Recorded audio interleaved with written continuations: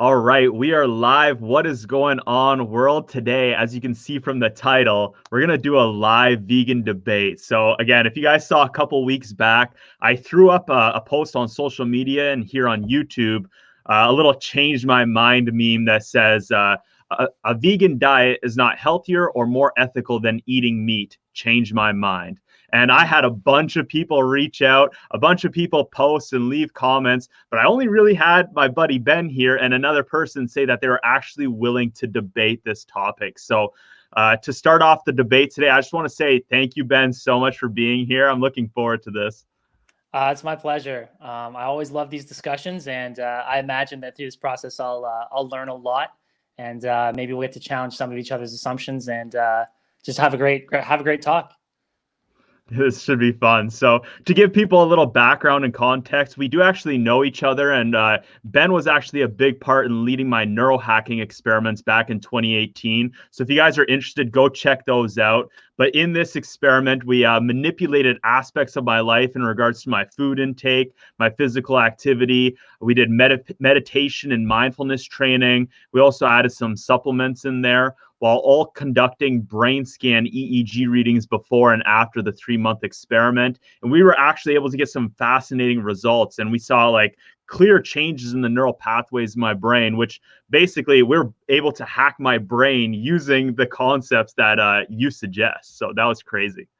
Well, it's one of those things where if you have all the knowledge in front of you and it's all assembled, and you have the motivation, anyone can figure out how to do it. And I tell this to people, you can become a neurohacker with like 2 weeks of Googling and like no sleep. You can build yourself this really simple program.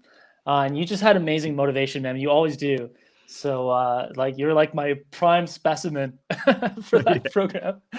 So yeah, I'm glad we could go through that. We could circle back and talk about some animals and some plants today. Yeah. So since then, we haven't had too much interaction with each other over the last 2 years because our lives kind of went separate ways. But we're now brought back together. We were hanging around in the chat for like 5 to 10 minutes, just kind of catching up on things and seeing where we were at.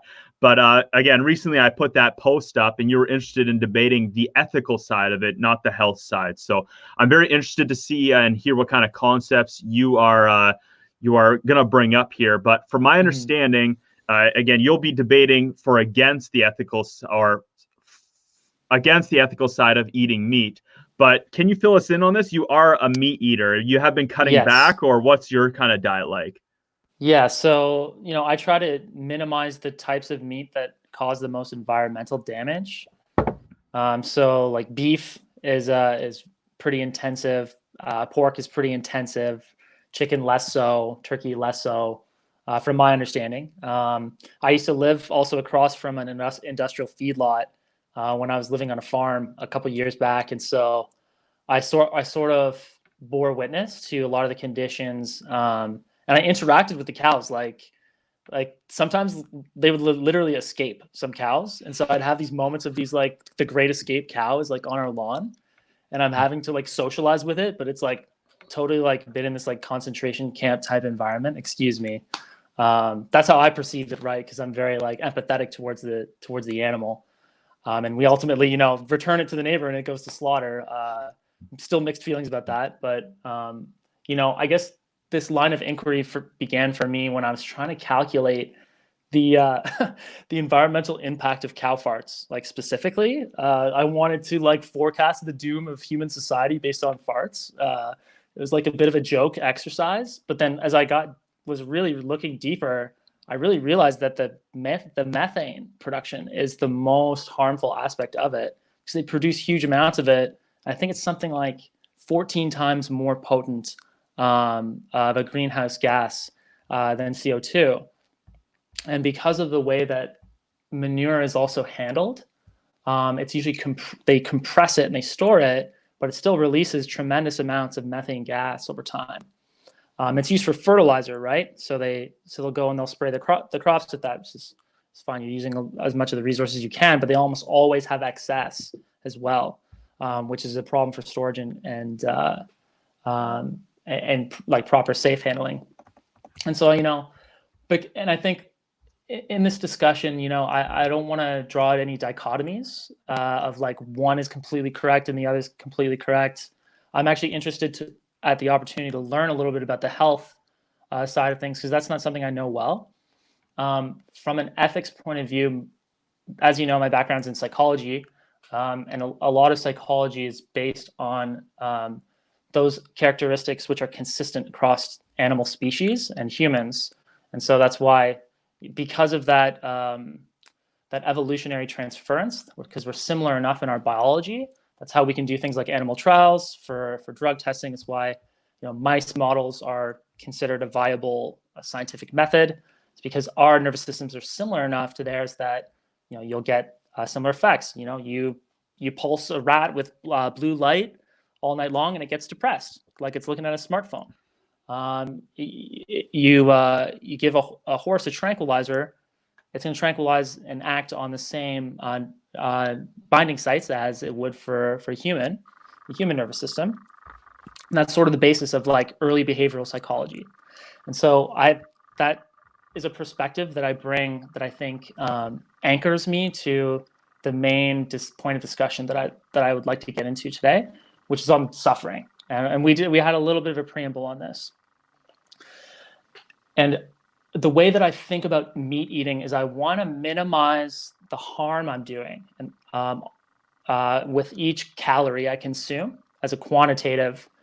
Now, some of it's qualitative, because suffering is not something you can measure with like a sufferometer. That's one of the challenges of like, we don't know how a cow suffers relative to a pig. Pigs are slightly more intelligent, some say, than cows. Do they suffer more deeply? It's actually an ontological question. And I think this is the theory that I hold, is that the greater your intelligence provides for you to experience time as expanded in the past and future, the greater you can anticipate suffering, which is fear. So an animal that is completely reactive and has no temporal dimensionality, like a plant is completely reactive, or a C. elegans is like the tapeworm, very, very simple organism, purely reactive nervous system. You touch it, it moves. It's like primordial singular cell organisms that swim towards light. In some sense, there's really only one kind of suffering for an organism like that, and it's the suffering of dysfunction.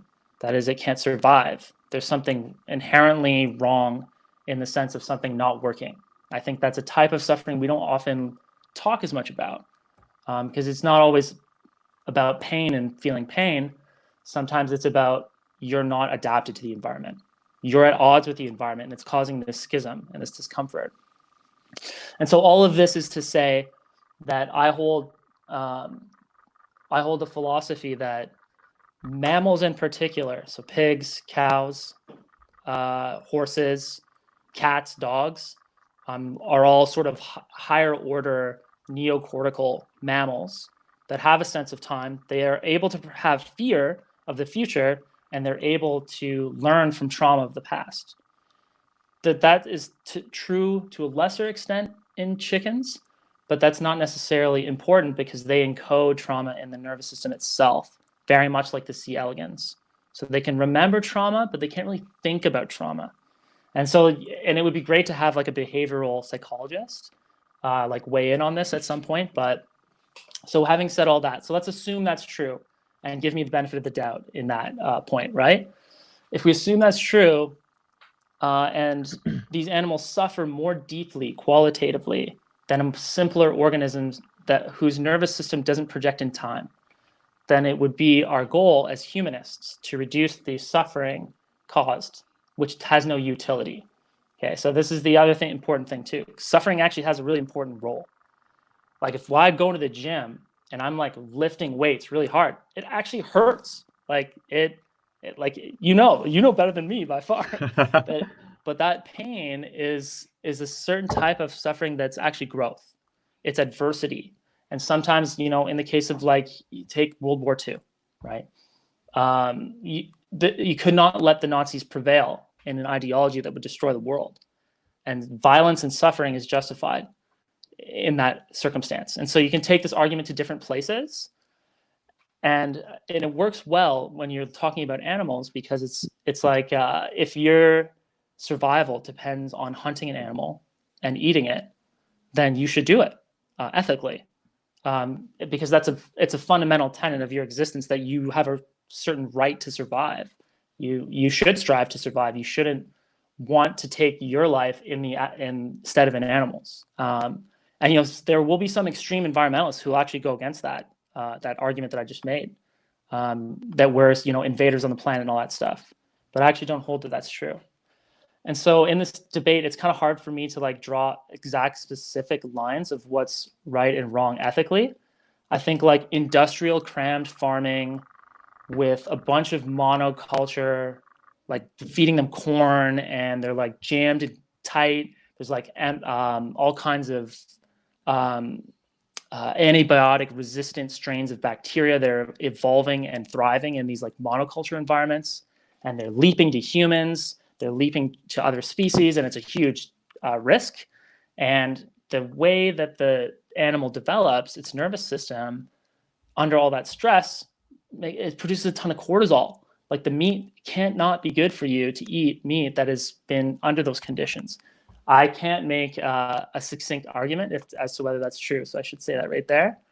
But I do hold a philosophy that a ton of cortisol in an animal is going to suppress its immune system. It's going to be sickly, and it's going to have an effect on the quality of the nutrition. And so now you've mentioned, I think wisely, that regenerative farming and alternative methods, like let's say grass-fed cows that are free range, they're more back to that argument of function as suffering, or they function well in an environment where they're in a paddock, they're able to socialize. For a cow, and this is kind of interesting, horses, happiness for a horse is safety. So it's like there's a simpler definition of happiness for a horse than for us, because we have all these complex actualizations. Like I want to have like nice socks, and I want to have a cool girlfriend, and I want to have like an awesome job. The horse is not worried about that. The horse wants to be with its buddies. It wants to have grass, and it wants to feel safe. And in that feeling of safety is its most actualized happiness, which is really kind of interesting. And so my theory goes that if you make the animals happy, they produce high quality nutrition, and you've honored your ethical responsibility as a humanist trying to reduce suffering, if we believe that it is a virtue to reduce suffering without utility. So that's the I think summary of the consciousness ethical argument. There's an environmental one too, but which also is you're sliding along the scale of different ways to like screw up farming or do it amazingly well. I think that you can do amazing ethical farming that involves animals, that has utility. Like let's say for like we mentioned Jordan Peterson. He has issues with his autoimmune disorder, and the only way for him to function is to eat a meat-only diet. I wouldn't ever argue that he should be deprived of that diet in order to minimize the suffering of the animals he's eating, because that's a transaction that we have to accept to some degree in our relationship with the environment, and that we have to survive, we have to function, and that it's always going to have a cost. And with that, I'd love to just hear kind of your response and any new thoughts that you want to introduce as well. Yeah, for sure. There was a lot there. So Yeah. I think just going forward, like we'll have to like really like pick on certain points, but I'm glad you kind of like put all that forward because that was great. Yeah. So I feel like the main point and topic is like suffering and the suffering of the animal. So I do have like several topics I could go off into, but like my first one that I really want to like find out is like, when you say suffering, are you more about this immediate suffering that the animal has while like we're taking its life, or is this long-term suffering as well too? Because what I could see is comparing this to long-term generations of us here as humans living on this planet. If we're nutritionally deficient because we're eating a certain diet that may not be the best for us long term, I could ascribe that to suffering as well too, right? Sure. Like, if we're not cognitively at our best level or physically at our best level, that could be suffering as well. Or same, like, if we completely like I know a lot of like vegans aspects are like, let's just all stop eating meat. And there's a certain dynamic to that as well, too, where it's like, okay, this is going to cause a major like shock to our system where like we live in this cycle Mm-hmm. of life, which is a cycle of death. And, when we remove this big part of the cycle, which is animals that I believe, again, with regenerative farming can help restore the land, that there's a potential there that, again, long Mm-hmm. term, we're and we can dive deeper into this later on as we get deeper into like environmental aspects, but like we're having to destroy whole ecosystems in regards to irrigation to supply the water that it takes for that agriculture. Or I can Yeah. even bring up some pictures here in a bit where agriculture has a lot of crop deaths at the same time too, where just to get all these plants for mass monocropping, like billions of animals die yearly. So when you're saying suffering, is it just in that immediate instance? Because I think as well too, like we're kind of anthropomorphizing and trying to put ourselves in the mind of that animal and be like, hey, Mm-hmm. well, again, as you said, like we experience happiness on this level, and that horse is happy. And I've even described here on my YouTube channel, like I don't seek happiness in life. I seek like contentment and to be content with my life. Yeah. So when I look at it like that, I'm like, okay, instead of looking at it like happiness, like what's the most content this animal will be in life? And like Joe Rogan, for instance, discusses how, when he's hunting these deer, that if they make it to the end of their life, they're probably going to get taken over by a predator, like, and not just die naturally, you know what I mean, from old Yeah. age, but Yeah. unless he takes it out and then use it to sustain his family. So, what's your kind of aspect on that in regards to suffering? Well, I think the utilitarian argument is a good one. If you can justify the claim that meat is absolutely necessary for properly balanced nutrition and cognitive developmental growth, I don't know that that's the case because it's not my area of expertise.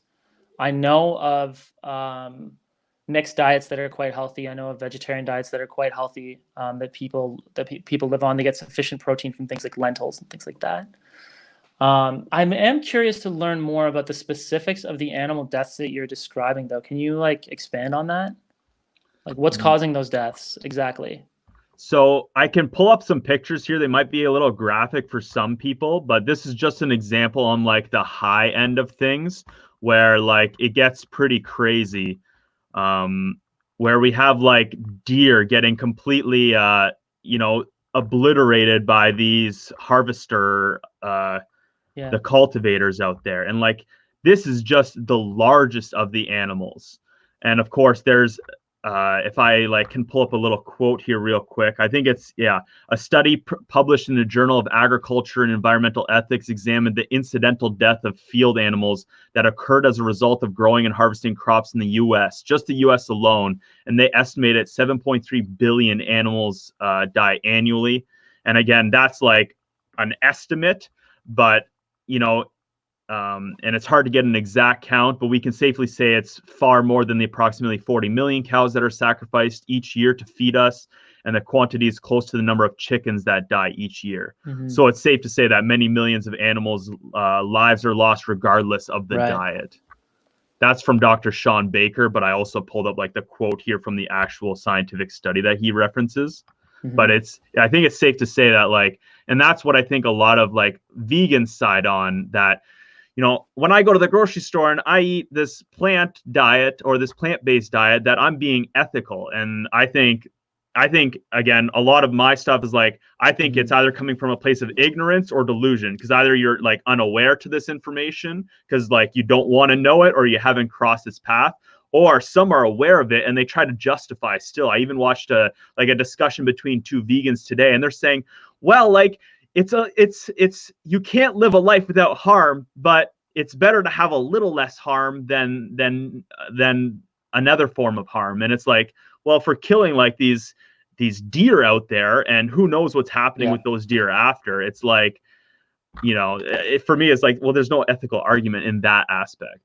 Well, and the unfortunate thing is, like the way that the system's designed, the food system doesn't really allow for you to opt out of mass slaughter of animals, no matter what your diet is.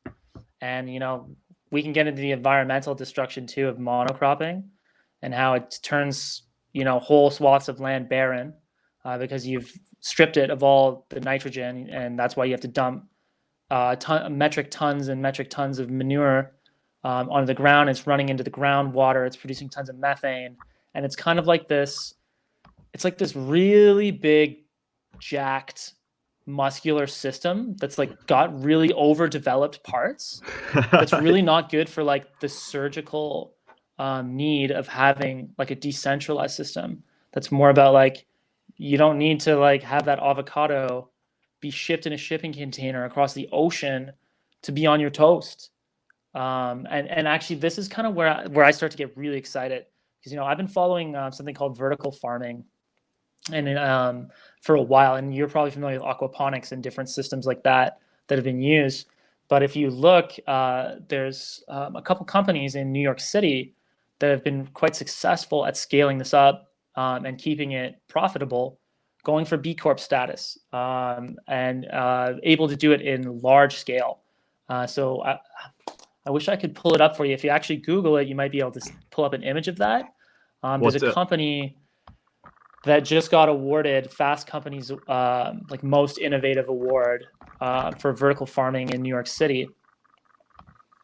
And this is a real opportunity, I think, because you can take microclimates in which expensive, popular, healthy foods are grown and grow them here. You're offsetting the cost of transportation, and you're offsetting the environmental degradation while also not having to sacrifice like never eating avocados again or never eating bananas again, which in the consumer market, let's be honest, like people are not going to stop eating those things that they love. So I think it's more about like as the general argument, let's make those systems better overall and challenge both systems.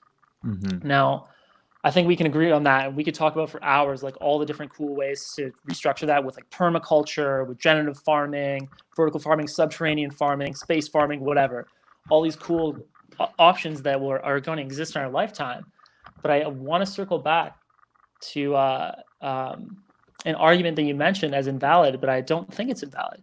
Now, let's say we're able to evaluate the destructive harm in the two spheres that we can think about it. There's the environmental harm and the ethical harm on an animal. So let's say 800 calories, your ethical harm is a certain level. And I like how you were thinking about suffering. Is it a bunch of suffering at once? Is it a less suffering over a long period of time?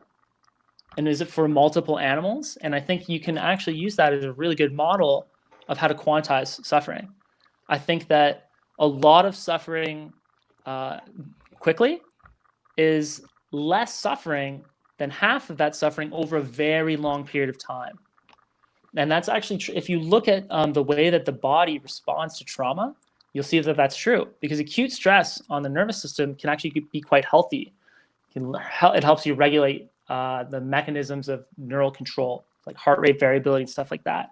So if you get those little jolts, like you're going on a roller coaster and you get off and you're calming down, you're like, okay, your nervous system's actually mastering the diversity of the environment around you. But if you're like on that roller coaster 24/7, never stopping, it actually makes you very sick. Like you get autoimmune disorders and inflammatory issues and stuff like that. And I think that's like we're not suited to be under constant stress, and the animals really aren't supposed to be either. I mean, like if you think about their natural environment, are they really like getting repeatedly? I mean, they are getting chased by predators, right, all the time, but they're not like getting like mortally wounded every day, which is kind of like the similar level of stress they experience in these environments. So I think the argument is this, okay, so if you can reduce the suffering of eating one thing over another, there's no caloric difference, there's no nutritional difference, you should try to do it. But I think the issue is we don't know how to measure suffering right now. A lot of it's subjective and philosophical. Mm-hmm. And there's also the complexity that you mentioned, because just like eating my lentils is killing like field mice. Field mice suffer just as much as a cow does, right? But we don't have the information at our hands to make these decisions in an informed way. And I'm speaking that from myself with honesty. I don't know what if the suffering is greater for a lentil soup than it is for a steak in the context of this argument.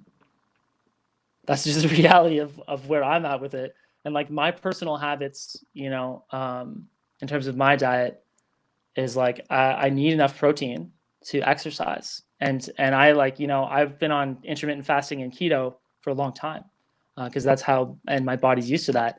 Now I can eat a ton of nuts. And I'm thinking, great, you know, nuts don't suffer. But again, like all those nuts are being harvested and processed in a way that I'm not even fully aware of. And oftentimes in the countries where they are farmed, the conditions for the farmers are poor. They're not getting a good deal. Like with chocolate, it's crazy the conditions that the farmers have to go through for cocoa beans, for instance. When I eat a Mm-hmm. Mars bar, there's a ton of suffering in that Mars bar. So I try to think about it that way, and I think about this like not just for meat or vegetables, but whatever product I'm looking at. You know, like I'm in the dollar store, I'm looking at this like bubble wand, and I'm like, all right, this bubble wand costs $3. I couldn't make this for $3. How did they reduce the cost so much that they could ship this all the way from China?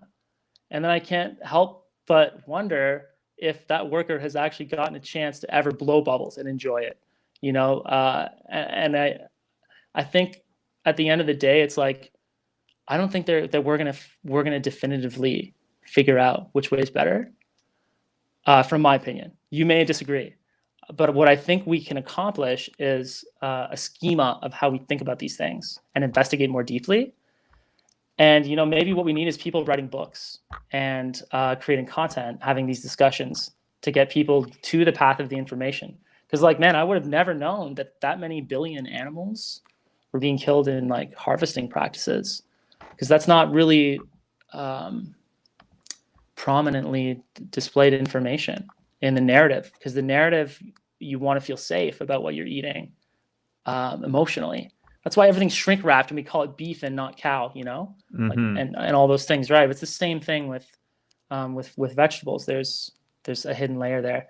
I don't even know if I'm still debating at this point. I'm just like saying stuff. But Well, I think I agree. There needs to be like a schema to it. There needs to be a system. And I think it's even a little weird for us to discuss this. Be like, well, this thing has less suffering than this thing, so it's okay to take that thing. It almost gets into like, yeah, are we like getting into some like Nazi crazy, like deciding who's better and who's worse to take advantage of, yeah, basically. And again, so this is why I think, and I've taken these concepts a lot from the last books I've read. And this is the unfortunate thing here too, is like, I'd be like, guys, I'm doing this 100-day experiment. Here's the stuff that I'm researching. Research this before you do it. And then I get people messaging me, be like, bro, I'm trying a carnivore diet. And it's like, yo, have you read this book? And like, no, I'm not. And it's like, like you need to read this stuff, because like, I think it's just so ignorant to just hop into something without like fully understanding the full effects of it. Like, we're human beings. We have the opportunity to do this stuff. And I know way too many people like who just start things without properly looking into it and diving deeper. So that's why, as you said, like it's important for people to be writing books about this stuff and to be having conversations. That way it opens up the paths to new information.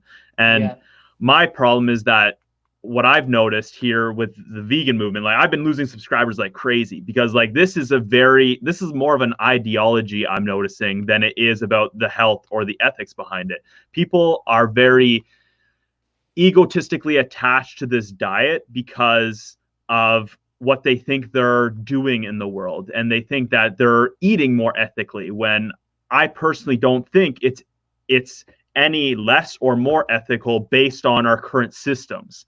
And I right. believe even if we tried to change the systems, it still won't be as more or less ethical. But I think that if we tried to eradicate and make everyone vegan and put in governmental policies and laws that uh, expropriate and increase the price of meat solely based on we believe that it's more ethical or it's healthier, that gets down a crazy path. Because like, well, what else are we doing in this world? Because they're still selling fucking candy in vending machines and stuff, but we're trying to like get on this other kind of stuff. But in general, I think there's three main like aspects to go about. Like if we were to create a schema, right? Like Yep. what are the ethicals behind the animals and how they are treated?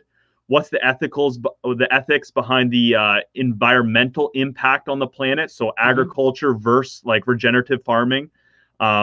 as well as the side effects of mass agriculture. And then again, as you mentioned, like the ethics behind the humans employed. Because like I think humans employed Yeah. in mass factory farming. Again, for me, factory farming is absolutely abhorrent. It's disgusting. If anyone's been following here on my YouTube channel, I'm now 61 days in the carnivore diet, and 95% of my meat has come from within an hour of here of London, Ontario, Tilsonburg. I've gotten It's all great. my beef from there. I've been getting free range chickens from a couple hours away, going to the local farmers market. So I think it is possible to do it.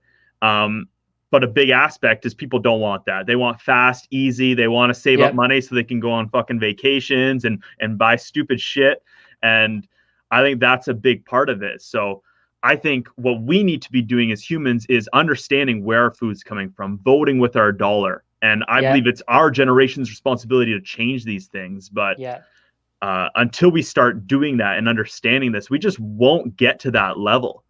Um, Yeah. yeah. And I think And like for agriculture, right? Like the farming now needs so less humans and it's all fossil fuel based because it's all based on machines. And yep. now everyone's just piling into cities because they have no more jobs versus like with regenerative farming. Like there's a whole aspect. I won't dive deep into that, but like if anyone's interested, go check out like Joel Salatin on the Joe Rogan Experience podcast from like a few weeks back. And he discusses like we would need a lot more humans working to make regenerative farming working that it like replaces the current factory farm and is able to supply North America. But there's Mhm. so much unemployment that like this would be amazing jobs for people. And now, Yeah. like, I don't think you and I are meant to be farmers, but I know there's a lot of people out there that like they enjoy that stuff. Like they enjoy working with their hands and doing that Mhm. stuff, and it'd be great opportunities for them. Well, I can tell you as someone who did work a farm for a year, even though it was just hobby horses and a bunch of like barn cats. There's a certain like there's a term called biophilia, and it means the love of life in human perception. And I think spending time in nature and interacting with animals is actually really beneficial for your mental health and for your overall well-being. And being immersed in nature is actually rather important. So I think like when you're looking at the value chain of agricultural the agricultural industry, you might ask the question of like, hey, are there experiential learning opportunities? Are there STEM learning opportunities for students and streams going into these farming experiences that maybe are like co-ops, where they're learning about let's say geomatics and soil and surveying, but they're also learning about how to like do a hard day's work and like shovel a bunch of straw that's got shit in it into a wheelbarrow. And it's like it's honest work and it's hard work, and it actually is quite rewarding. At the end of the day, you feel tired, but you're like, hey, I put in a good day's work. And I'll tell you, it's a very rewarding experience farming. And I don't think it's good to completely automate it away, um, because I think there's value beyond the food and beyond the market forces that demand the food. I think there's something there. Even like I've always had this dream of like a forensic mental health, like a prison rehabilitation program where they're almost like entrepreneurs over their like segment of this plot of farm, and like they're bringing these to like local food markets and stuff like that as a form of therapy. So I think there's something really major there and interesting that is maybe we're not seeing, but which could potentially mitigate other huge costs and offset, the deindustrialization, because that comes with all kinds of problems, right? Because you're got a legacy logistics system that's extremely sophisticated, and breaking any point of supply chain causes a chain reaction that can be destabilizing. COVID, we are lucky, in a lot of ways that the system is more resilient than I think we expected. But like the more centralized that system is, the more breakable. It's like a big Jenga tower, and you're just building it higher and higher and higher. But it's so much better. Like if you could have, like I'm in my little office here, and there's just so much space in this room. I mean, like how many plants could I be growing in this room and eating? Realistically, I mean, how many calories per year? 1,000, 10,000? I mean, like I just think there's so many cool opportunities, and millennials are waking up to these issues. But here's the thing, man: nobody has time to educate themselves. at least they don't have the perception that they have the time, which is basically the same thing because they're not going to invest it. And so what I think is like most important is taking like all the research you've got there. It's like extraordinarily large body of research that you've done. How can you compress that into like a single index or a value that communicates to the consumer instantaneously what levels of ethical responsibility? Like, wouldn't it be cool if there was like a certification process in which your product was assessed based on those factors and then openly displayed on a rating scale of 5 out of 5, and then build a nonprofit, maybe get the government to fund it, whatever. I think like there's ways to figure this out, and we can do it. We just need to like get out of this like lazy mentality that it's gonna fix itself. This is not. We got to get pissed off, and we have to be willing to make sacrifices. And I think that's just hard for people, you know. Yeah, I agree with most of what you're saying there, except for like the pissed off part, because like I made a post the other day about like the whole like Blackout Tuesday and everything that happened. I was like, this is an emotional reaction because someone said like this is a good idea, and I personally didn't think, because like I study social media and like I run a bunch of social media accounts, and Yeah. I saw that as only negative because it was hindering a lot of people out there who were protesting and who were getting their information from social media, and it was overrunning their system. And I think, like overreacting emotionally and getting pissed off, like it doesn't do well because it's just a reaction. And I think it needs to come from like logic, right? Like, and this is why like I'm trying to show and represent through like my YouTube channel here. Like we're having, I think just someone mentioned it in the chat here. I'll try to throw it up real quick. Shout out to Kyle Harks. I'm not sure if you can see that, Ben, but he said like, this is a great discussion. By the way, I love the two of you are having it in such a cordial manner. Kudos to the both of you. Like I see Glad so you're many enjoying it. people like they're mad and angry and upset, and like that's not a way to truly, I think, change people's minds if that's the ultimate goal, or to share and spread information. Because when you're just doing it out of a reaction, wrong things come out of that, versus if we're trying to handle it logically and we're actually trying to do it properly. Like I'm trying to represent here on my YouTube channel, like this is what I think is the most right, supporting local, right, and eating like certain foods. Like I'm just doing this carnivore experiment. I truly think like a balanced diet between both like vegetables and meat is the best way to go. But yeah, there's just a level there where it's like you can get pissed off, but like you got to funnel it into something that's logical and actually do something appropriate with it and not react emotionally. Because like I'm a little bit, I get ticked off when I see like what I think is coming, people reacting from places of ignorance or like delusion, which again, I think I broke down either at the beginning of this or before, like we hopped into the stream here, that I believe a lot of vegans' ideas are coming from these places of either ignorance or delusion. They either don't have this information and they're avoiding it, or they are aware of it and it just conflicts with reality and they're willing to like contradict themselves on it. So for me, I'm like, I get upset about it, but I'm like, well, what's the best thing that I can do? It's like, I can have discussions with people. I can make these videos and lose hundreds and like, I think I'm like 500 to 1,000 subscribers now that I've lost. But I think it's because, I'm trying to represent the best way, right? Yeah, I mean, you're telling the truth as far as you see it, and I think you've made an effort to make that truth an unbiased truth from your research. I think like probably it would be important at some point for you to bring a true vegan on here to have this discussion, who is more well educated than myself. Like I have a particular lens that I kind of see things through. And I think it's important what you're saying with regards to unrequited anger isn't a useful revolutionary force. And you'll see revolutionary movements throughout history for which there's no centralized leadership. But there's a lot of righteous anger. And righteous anger is a powerful thing. That's how Bastilles get stormed. That's how Roman empires get overthrown. People get fed up and they feel righteous. But if they are directionless, they will unleash their righteousness on whatever is near them to try to expel from the nervous system that energy that needs to go somewhere.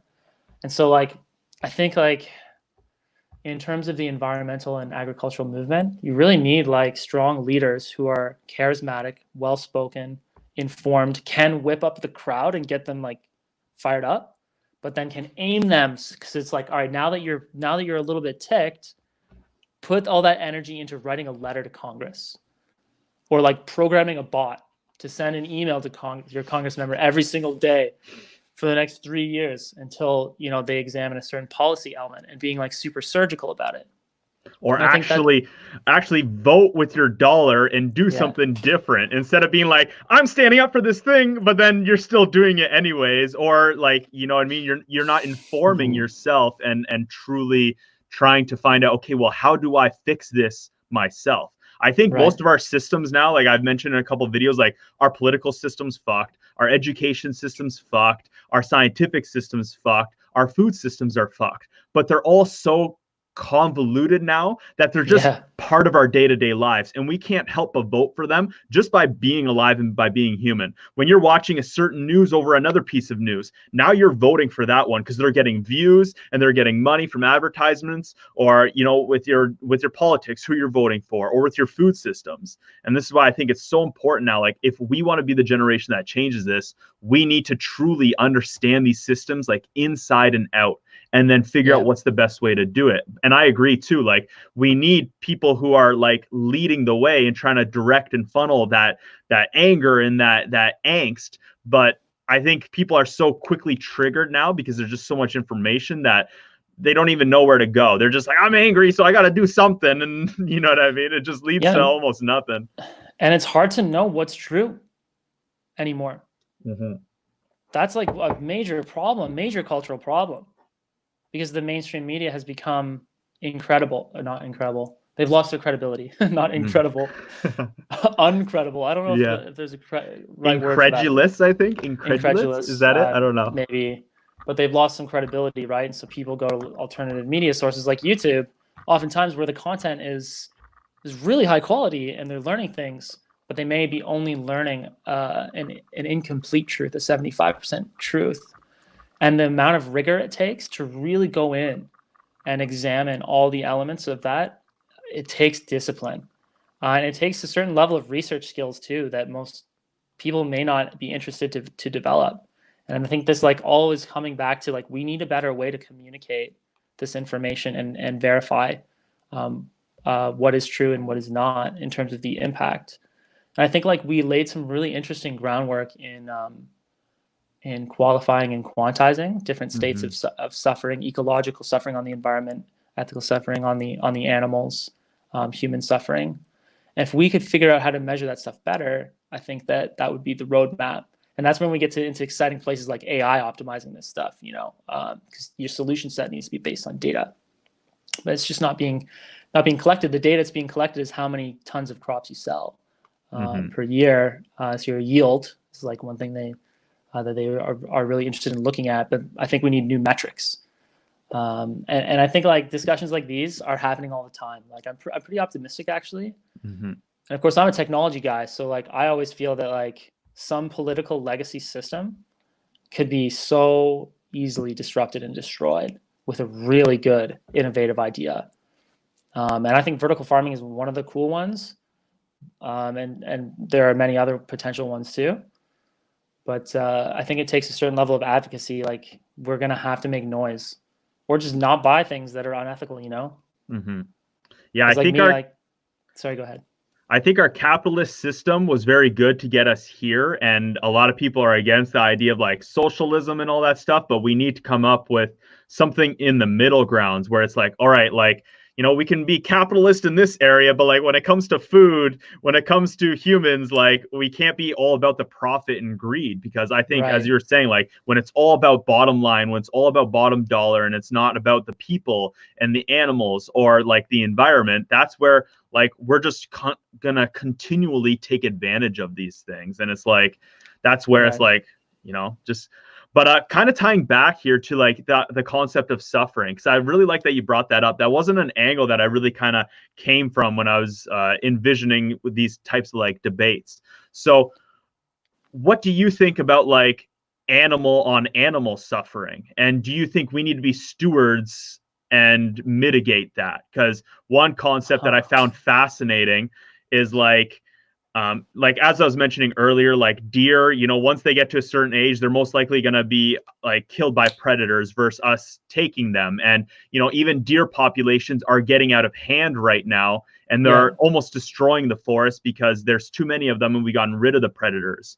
Another concept that I think is fascinating when people bring up like the concept of like animals is like, what about like dolphins? Dolphins kidnap, dolphins gang rape, slugs, they like make love for hours on end, but we have a distinction. Yeah, legit. Like this is what Lierre Key said in her book. But like we have a distinction between the two, right? And like animals don't live by a moral code; they live by nature. Now we as humans do live by a moral code, and we should live by a moral code. But like, what's your consideration on that, and like animal on animal suffering and all that? That is a really good question. That is an interesting philosophical quandary. And I think it's like, again, so I define suffering in two domains when it comes to animals. One is the domain of function. How equilibrated is the animal to its environment and its ecosystem? And the second is how is its suffering in the immediate and in the long term? I think to deprive the animal of its function and equilibrium in such a way as to alter its nature completely is greater harm than them being a predator, let's say, and eating prey, because there's a natural balance in that ecosystem that is, in some sense, right for that animal to exist, like and have its offspring. So I think in that particular case, which is a really interesting case, like I wouldn't want like a zoo where you have like a bunch of wolves that you're feeding 3D bioprinted meats that never feel anything because you want the wolves to be more like human ethics. Wolves don't need human ethics to be part of their environment and thrive. In fact, it's harmful for them if we impose human ethics on them to a certain degree. Now, there are also areas where that argument breaks down, because a lion will eat. There are men eating lions. Would I prevent a lion from eating a human? Absolutely. Would I prevent a lion from eating someone's pet? Yes. But if it's eating like a gazelle, well, that's functionally attenuated. And so I think you have to like draw these like hard lines of like, this is where human ethics don't belong, and we don't want to be engineering the ecology to that degree. Like we can't even. And there's some really interesting stuff being done with CRISPR and insects right now that kind of plays into this theme. And there's actually quite important to me because, as you know, I had Lyme disease when I was younger, and that was a really tough time for me. And there are these scientists that released, they created like a transgenic tick that makes all other ticks infertile in the environment and wipes out the tick population. And so for me, I'm thinking like, sweet, people aren't getting Lyme disease anymore. And that's one of those tough ones though, because it's like something eats those ticks, and then something eats the something that eats those ticks, and so on and so forth, and it creates this catalytic chain. And like I think that's the toughest example I've ever come across personally, where I'm like, I'm totally 50-50. Like I don't know if I should want the ticks to be wiped out because of all the suffering I've experienced, I know that many people experience, or the environmental destruction that could be wrought from a chain reaction of introducing such a huge change to the environment without a full understanding. And I think it's just like, I don't know that we're going to know the answer until like some kind of crazy quantum computing, like AI with drone sensors flying around and embedded sensors all through the environment is like intelligently communicating its homeostasis to us and allows us to make those changes with intelligence. And I'm curious to know what your opinion, like, cause there's the malarial mosquitoes, they attempted the same thing and it was shut down. Actually, it was shut down in Africa. So I'm curious what your opinion is on that. Well, it was actually fascinating. Joe Rogan just had this guy yesterday or 2 days ago on his podcast who wrote a book about like what is natural, because like, Mhm. cyanide is natural. Like that's not good for you.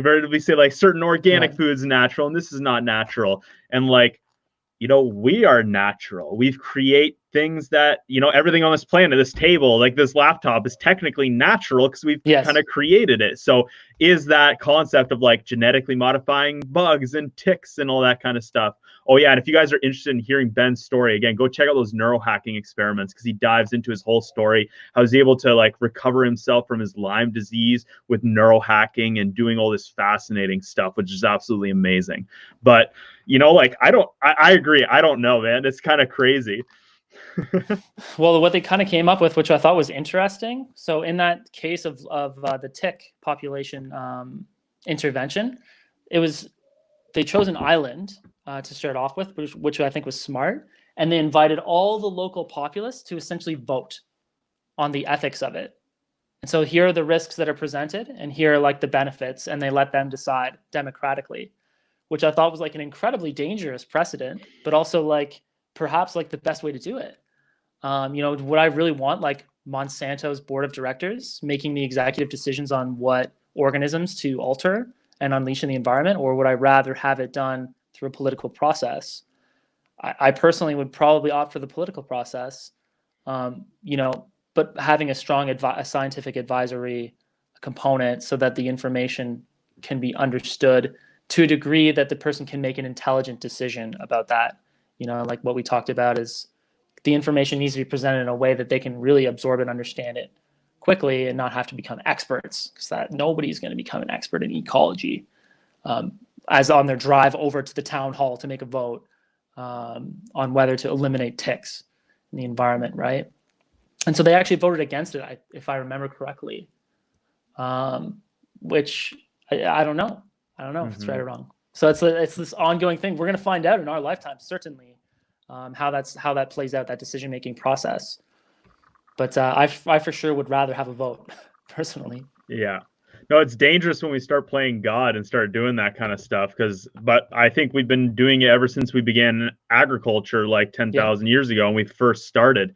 That's when we started manipulating things. One thing that I found interesting from one of these books that I read, and I want to hear your concept on it, is that like um is that this whole concept that like plants have sentience. And I think you said like there are different levels to it. I could dive deeper in that, but this is like a little tangential to that, but on the same kind of level where Mm-hmm. um, a lot of these types of fruits or foods, these plant foods, developed to get moved. So, Yeah. like, certain seeds want to get digested by a certain animal, but they won't get fully digested. So that way they can be transported and poop somewhere and grow like that. Yeah. Well, what about the whole concept that things like potatoes, things like corn, a lot of these things developed with us as human beings, and they're actually the ones leading us because now they dominate the planet. They Yeah. actually control most of the world compared to, and we are just like the propagators of it. Kind of Yeah. like the whole idea like with AI. Like, are we just creating robots so that way they can take over and take over the world? Same thing with like the plants. Like, did potatoes and rice and corn, um, did they develop these things so that way they could be grown the most? And now they've just dominated their plant world more than the other plants. Is Yeah. that natural? And like we were just helping in that? Were they inevitably going to do this anyways? Or because they would have Yeah. grown on their own like that? It was all a symbiotic kind of thing with Yes. us, right? Yeah, that's one of the coolest concepts in biology is this coevolution of like, our like teeth are becoming better at eating corn or eating meat because we're doing it so frequently and across generations. Is such an interesting phenomenon that like we like to think of ourselves as the masters of the earth, but we're just entangled in this complex web of need that we have on these other organisms. We can't live without them. It's like bees. You take away all the bees, forget about your almond milk. There's no more almonds. It's done. So so there's a lot that we need to consider when we're messing around with the environment. But at the same time, like we can't help ourselves.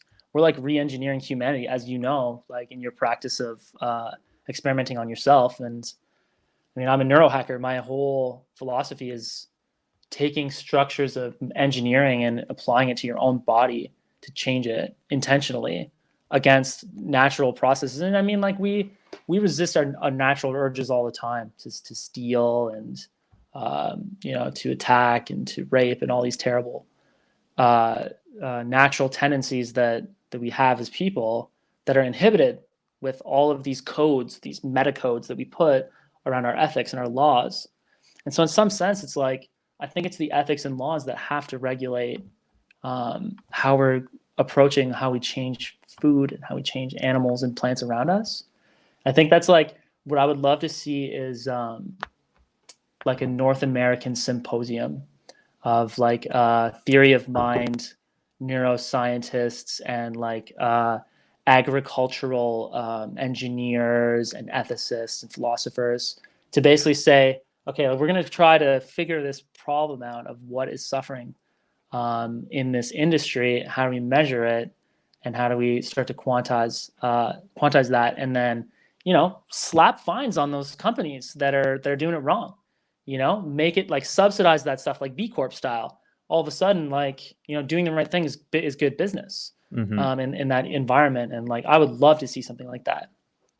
Yeah, no, 100%. That's the way it needs to go. We definitely, and yeah, I think that takes, people keep saying like, well, we should change this or we should change that. I think it's going to take a whole restructuring, which I don't know if it's possible. Like, we can't just change our food systems without changing our political systems. We can't just change our political systems without changing our education system. Like, I think it needs to be a full upheaval. And I don't know if that's what's coming right now with the current state of the world, where it's just like everything needs to be put on, like flip-flopped over. But here's one concept. So, like, this goes into a little bit of the health side of things, which I know you didn't want to get too deep into. But well, I'm eager to learn. So if you have information to share, I want to learn about it, and your viewers will too. Well, it's more just the like kind of light concept on like, let's say we are meant for space travel, right? Like we're gonna send these humans to Mars. And they're going to be out there for a long time, and they got to be eating, and they got to be supplying themselves with proper nutrients and stuff. Like, I was looking at like, what do the people living in the NASA space station for a year eat? They still eat like garbage shit, which is really disappointing to me, that we wouldn't be trying to optimize the food that they're eating in regards to have the best cognitive function and the best physical like aptitude. They're still eating like candy and garbage and stuff. But let's say meat was a part of that. Like, we discovered that like meat is, we do need meat to be a main primary source. Or if we're going to start, terraforming Mars and other planets, is it then unethical, do you think, to be doing meat if it's, again, going to make us less cognitively, affect our cognitive function and affect our physical bodies if we didn't have meat? Well, I can speak from a cognitive nutrition standpoint on this one. So I haven't seen any evidence to suggest that there's any cognitive difference between a vegetarian diet, which has the appropriate amount of fats and proteins, omega fatty acids, and a meat-based diet. A lot of what's delivered in the meat is things like iron, that are otherwise hard to get into your diet. And so you'll see like anemia and stuff like that happening. Now, if you can mitigate that for an astronaut, I mean, that's easier to do. And for them, it's really as simple as it's the weight versus the calories and the nutritional content, right? So they're not going to have like a bay with like cows in it. Everything's like super, super tight packed. And they're thinking like, okay, what's the most nutritionally dense plant on Earth, or meat on Earth for that matter, and let's economize the space. Now, when it comes to terraforming Mars, this is kind of where it gets interesting, because the greenhouse gases that the animals would produce would actually contribute in a very minor but ongoing way to the warming of Mars, which you actually want. So it's one of those interesting kind of like reverse situations where the environmental impact of that type of farming is actually like positive to the human goal in some sense. I think it's kind of an interesting example. Whether or not Tesla is going to have, or SpaceX is going to have like branded steaks and on Mars, I don't know. I would say probably not. Just from an engineering standpoint, it's not efficient enough, but who knows? Maybe they're going to send over like cow embryos and like grow an army of cows in some kind of like arc of genetic material or something. Actually, you know, Elon Musk, if you're watching, that's like totally patent pending. So thanks, bro. Well, that's a big concept for me where it's like I feel like once we start looking at this stuff, we're going to be greatly willing to sacrifice the human in order just to get us places, you know, like we're going to be willing to take hits at again. So you said like you haven't seen any negative cognitive or physical function. I just know like, and I'm going to be doing 100 days of vegan after this 100-day carnivore Oh, experiment, and great. already looking at it, I'm going to have to supplement. And I personally don't Yeah. like, from a lot of stuff that I've seen is like a lot of supplements have other crap in it. You got to look for the really healthiest, like the best stuff you can get. But at the same time, too, are you absorbing as much? And I think that is affected by what you're actually eating, as is Yeah. how it gets properly absorbed.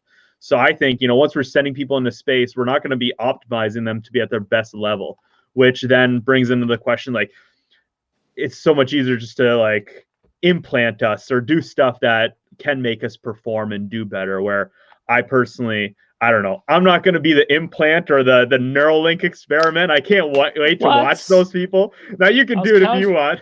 I was counting on you to be an early adopter for that, man. Come on. No, I'm going to create the human experiments, and I'm going to be studying the first people who actually do that, hopefully. But you know what I mean? It's like, to me, it's like I don't want to fuck with myself, but at the same time, too, like, so I just have like some quick stats here, but it's like, you know, for one cow, for instance, like if we were to get into the environmental standards, I think it's like you need 15,000 liters of water to make one cow. Now 94% of that is like it's just raining down and like to feed them with the grass, and then that goes right back into the atmosphere. So really like there's 6% that like actually gets fully absorbed and like doesn't go back into the world. So that's like 900 liters or 237 gallons versus like 1 pound of rice is 250 to 650 gallons of water needed to produce that rice. Versus like one cow can feed you for like 3 to 4 months versus like 1 pound of rice. Like you're only going to get so much sustenance out of that and the proper nutrition you need. So there's so many levels and dynamics that like it frustrates me. Like, you know, that whole aspect we discussed earlier about like being, you know, not allowing your emotions to get into you. This is something that does get my emotions riled up, that it's fucking 2020 and we still don't know what's the most optimal way to eat as human beings. Like, how do we not know this shit yet? You know what I mean? Like, how are we still having like needing to have arguments or debates or even like discussions like this? Like, how have we not figured this out yet? That's what gets me. Well, I mean, like the entire science of nutrition has been like has gone through phases of being pretty questionable over the years, right? So like even, you know, what was known to be expert is now like known to be bullshit. And so it's like, again, it comes down to information. Like people don't have access to good quality information on this subject. You know, even you know, having gone through this whole discussion, I don't know that I have advanced my understanding of the right thing to do at all. All I figured out is how to, you know, talk about the issue maybe a little bit better, or how we might examine it from different perspectives. But you know, I'm gonna have a salad with some chicken on it. I'm gonna feel equally evil about the lettuce as I will about the chicken. You better. You know, until better information comes my way, you know, so I will be eager to see you have a forthright discussion with someone who is a vegan and who's been practicing for a while, who's healthy, who's really well informed on this stuff. I think that you should really do a follow-up, because I really am not the best representative of vegans as someone who regularly eats meat. And I don't understand all that well, to be honest. I was coming in as a cognitive psychology kind of guy, just hoping to have a good talk with you. I think we achieved that. But I am coming up on the hour, and I'll have to go pretty soon. I don't know if you wanted to like wrap it up or like do one more question or something like that. Yeah, no, I was just about to say, like, we're now an hour and 5 minutes in the live stream, and I feel like we kind of got to a nice point there going out into Yeah. space. So that's a great place to wrap it up.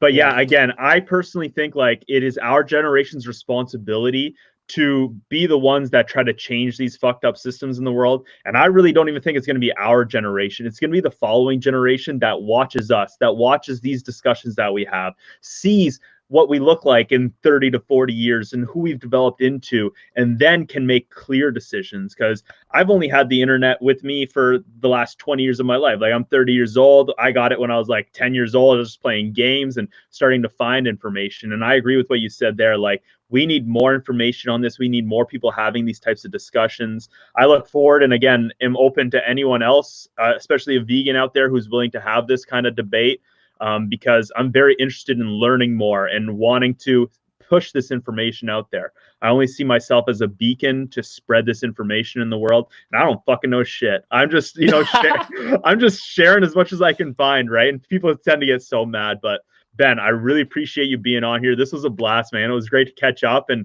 just talk about some deep concepts in life that we really don't have the answers to. Yeah, it's good fun, man. I hope I get another chance to mostly completely agree with you, and then occasionally disagree and expand on that. It's really fun. I've been missing our chats, so we need to get more of these going on. Yeah, maybe in another week or two, I'll have you back on. We'll just talk about like neurohacking and concepts like Yeah, that if you're interested. yeah, absolutely. I mean, I've learned a few things since we last hung out, and it's I get my knowledge is challenged all the time, right? There are things that I thought were like the holy grail, like the marshmallow experiment. Oh Mm-hmm. man, that was like a big deal for me. And then I went and I looked into it. It's got all kinds of methodological flaws in the study, and now they're all calling it into question. I'm having like, oh my god, how I design video games for kids now? It's like it's completely different. But you have to be prepared for your cognitive dissonance to smash the illusions that are just not true, and you gotta like be ready to embrace the pain of being wrong a lot. Uh, so yeah. Anyway, Wise definitely down to words. have more chats, man. And I hope this reaches a lot of people and get some conversation started. 100%. Wise words, Ben. Where can people follow you if they want to get connected and check out some of the stuff you're doing? What's the Oh best place? Just gosh. Instagram or? Yeah, Instagram at XR Studios, EXARSTUDIOS, XR Studios. We're a technology company doing all kinds of interesting stuff from like augmented reality, virtual reality, performance art, immersive music videos, mental health applications, and aging applications. Um, we're a bunch of nerds who really like beautiful things and making beauty work for people, I guess is a good way to summarize it. Awesome. Love it, Ben. Well, once again, thank you so much for being here today. I think we got a couple people following you already. So really appreciate it, man. And great chat. All right, see you soon. See you, Ben. Bye.